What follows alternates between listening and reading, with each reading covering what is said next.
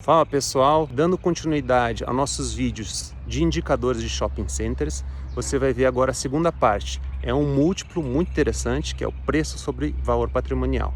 Sem mais delongas, bora pro vídeo. E aqui a gente entra no terceiro indicador ou métrica, né? Na verdade é um múltiplo que eu trouxe aqui para conversar contigo, que é o preço sobre o valor patrimonial, que é o preço divididos, P divididos por VP, né? Muito conhecido. O preço sobre o valor patrimonial, ou Price to Book Value, né, em inglês, ele basicamente está dizendo assim, quanto que você está pagando acima ou abaixo do valor patrimonial da empresa. Mas beleza, Ganesh, você falou várias coisas aí. Para quem está iniciando agora, o que é o valor patrimonial? O valor patrimonial é o patrimônio líquido da empresa. Beleza, também não sei o que é patrimônio líquido. Patrimônio líquido tem uma equação muito básica na contabilidade, né? Que é ativos é igual a passivos mais o patrimônio líquido. Isso quer dizer o quê? Vamos imaginar uma situação bem simples, né? Pessoa física, para entender o que é. Eu tenho, sei lá, 100 mil reais em conta corrente. Meu patrimônio é só 100 mil reais, não tem mais nada. Não tenho dívidas. Então você vai ver que se o ativo é 100 mil reais e eu tenho zero de passivo, o patrimônio líquido é 100 mil reais. Essa é a situação 1. Vamos imaginar agora a situação 2. Vamos supor que, sei lá, eu quero talvez ostentar um pouco, quero comprar uma casa. Não tenho dinheiro para comprar uma casa. E eu quero comprar uma casa de 1 milhão de reais, por exemplo. E eu só tenho 100 mil reais. Então eu vou lá, pago 100 mil reais e pego um empréstimo de 900 mil reais. Então tenho uma casa de 1 milhão. Fui lá e paguei 100 mil reais com o que eu tenho e 900 mil reais com o empréstimo. Qual que é o meu patrimônio líquido nessa nova situação? Vão ser os mesmos 100 mil reais, embora eu tenha uma casa para mostrar agora. Se fosse colocar numa equação, ia ficar da seguinte forma: 1 milhão de reais como ativo, né? Esse imóvel, essa casa, 900 mil reais de dívida e o patrimônio líquido vai ser esses 100 mil reais. Você vai pegar esse 1 milhão da casa, diminuir o passivo, que é 900 mil, e vai chegar ao patrimônio líquido de novo de 100 mil reais. Então isso é o patrimônio líquido. Beleza, Ganesh? Então agora a gente entendeu o que é o patrimônio líquido. O preço é o preço da ação que está ali no home broker, né? Isso é muito simples. E aí na empresa, claro que é mais complexo, né? A empresa tem uma série de ativos, né? Então são os bens, né? Os direitos dela, e tem uma série de passivos. Mas se você quiser o patrimônio líquido, é só você entrar no balanço patrimonial da empresa e olhar lá qual é o valor do patrimônio líquido dela. Ou seja, quanto que sobra dos ativos depois de eu tirar os passivos. Tem alguns sites, pessoal, que você pode olhar isso também de forma mais automática, né? Tem o site Fundamentos, tem o site Status Invest e tem o aplicativo, né, que também pode ser usado na web, que é o Trademap também.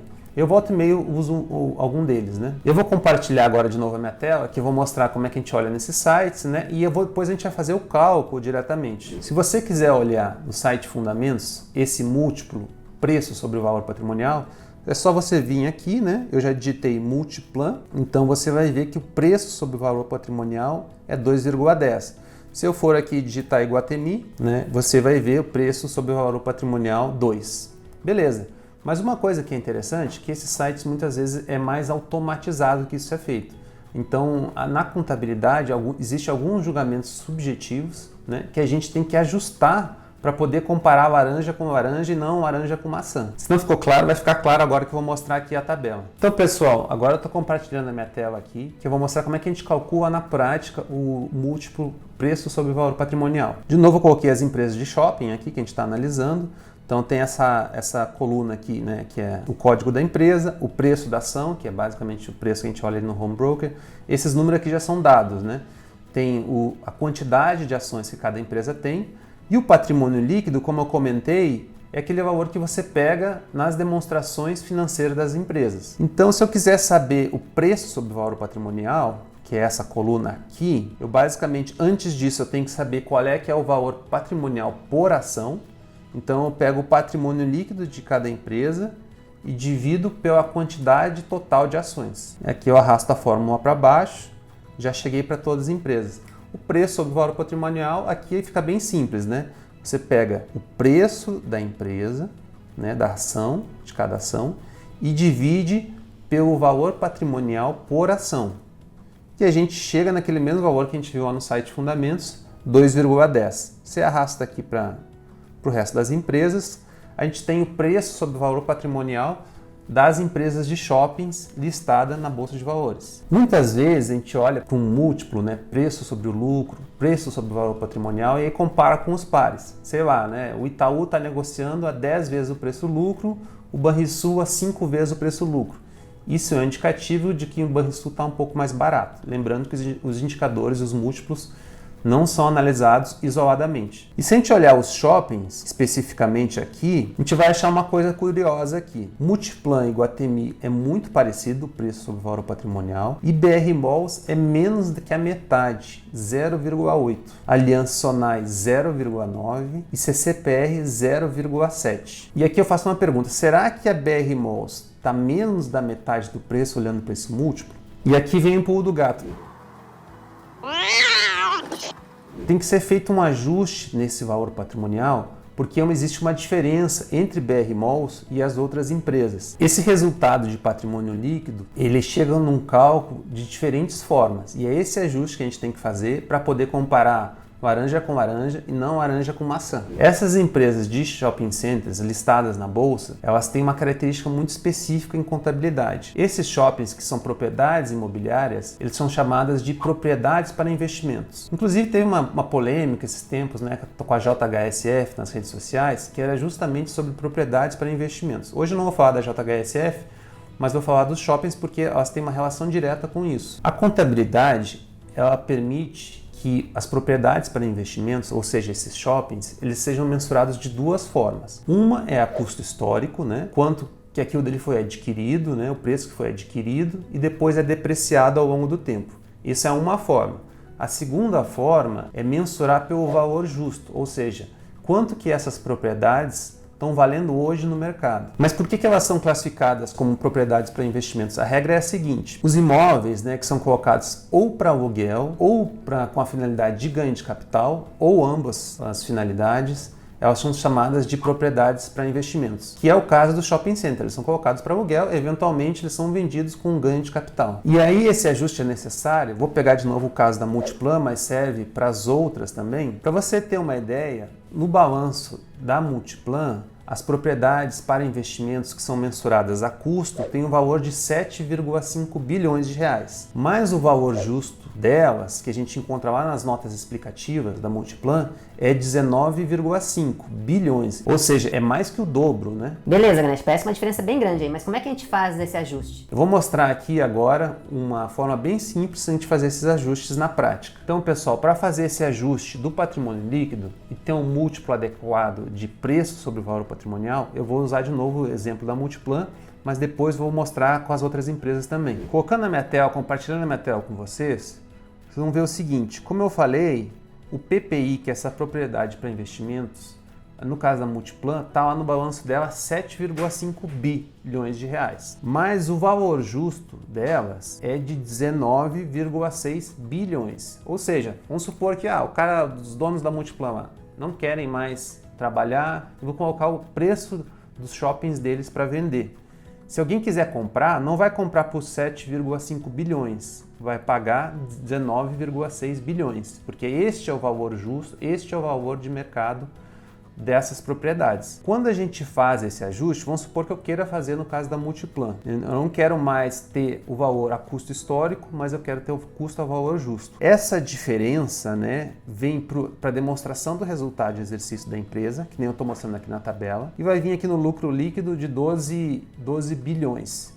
Claro que não é um lucro porque a venda não foi realizada, mas o ajuste é feito dessa forma. Então, esses 12 bi da DRE vai vir para o balanço patrimonial, para o novo balanço patrimonial, na linha reserva de lucro. Isso vai fazer que o patrimônio líquido aumente. Então, ele não vai ser mais 7,5, mais 19. Basicamente, eu estou somando esses 12 aqui, que é a diferença. Então, esse é o ajuste a valor justo. Beleza, agora a gente entendeu como é que a gente faz esse ajuste a valor justo de PPI no caso da Multiplan. E agora, sabendo como é que a gente faz com a Multiplan, vamos fazer com as outras empresas para a gente chegar no múltiplo preço sobre valor patrimonial adequado. Então, pessoal, eu vou compartilhar minha tela, que a gente vai fazer esse cálculo junto, você vai ver como é que eu faço esse ajuste e vai ficar muito mais claro como que isso é feito. Se a gente olhar aqui para a tabela, vocês vão ver que a gente tem as empresas, né, de shoppings, vocês vão ver qual é o método de mensuração de PPI que elas adotam. Essa é a regra lá do CPC 28 de contabilidade. Vocês vão ver que quase todas adotam um método de custo histórico, né? Tirando a BR Malls, que adota o valor justo. Então nessa coluna D aqui tem o custo histórico, que está lá na demonstração financeira da empresa. BR Malls, no caso, não tem, né? Porque ela já adota o valor justo. E você vai ver, olha que curioso, né? O Multiplan a gente já falou que é 7,5, mas o valor justo lá nas notas explicativas, que as empresas são obrigadas a colocar o valor justo nas notas explicativas, 19,6, uma diferença de 12 bilhões. Iguatemi, uma diferença grande também, né?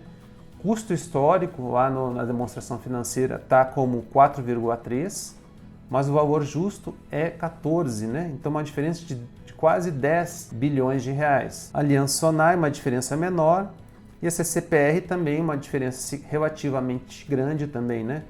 Que o custo histórico é 3,9 dos shoppings e dos escritórios corporativos que a CCP tem também. Só que o valor justo nas notas explicativas é 8,6 bi. Então essa coluna aqui tem as diferenças, né, entre o valor justo e o custo histórico.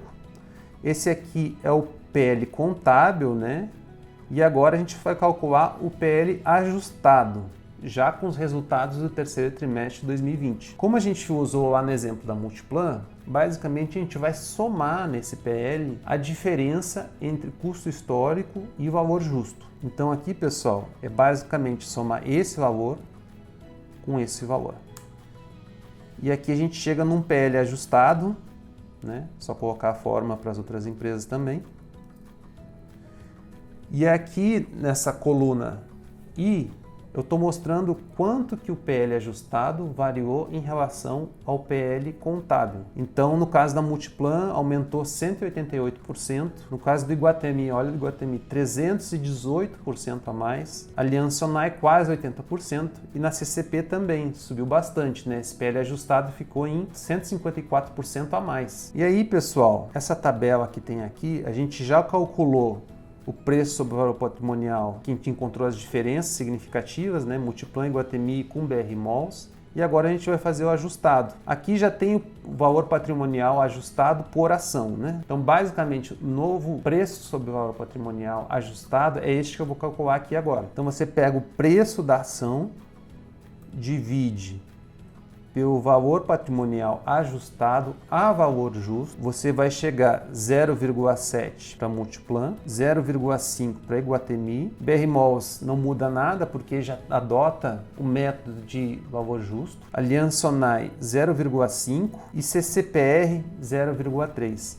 Então aqui agora a gente está comparando laranja com laranja, não mais laranja com maçã, não são coisas diferentes. Então olha que interessante, até colocar em negrito aqui. Originalmente BR Malls parecia mais barata por esse múltiplo. Agora a BR Malls até parece mais cara com esse múltiplo ajustado. Iguatemi, né, com esse múltiplo ajustado você estaria pagando metade do valor patrimonial ajustado. Aliança Sonai também. E CCPR ainda menos que a metade, né? Um desconto bem maior. O que pode o investidor se perguntar é se esse valor justo que as empresas colocam nas notas explicativas são adequados ou não. Lá, quando você olhar a nota explicativa, vai ter a metodologia que ela utilizou para fazer esse cálculo de valor justo, e aí você vai poder julgar se é adequada ou não, se a taxa de desconto que ela está usando é adequada, enfim. Mas geralmente são profissionais que fazem isso, então é um valor que a gente pode usar aqui. Queria falar também dessa parte, desse ajuste, é que assim, as empresas elas têm essa opção, elas não são obrigadas a adotar o método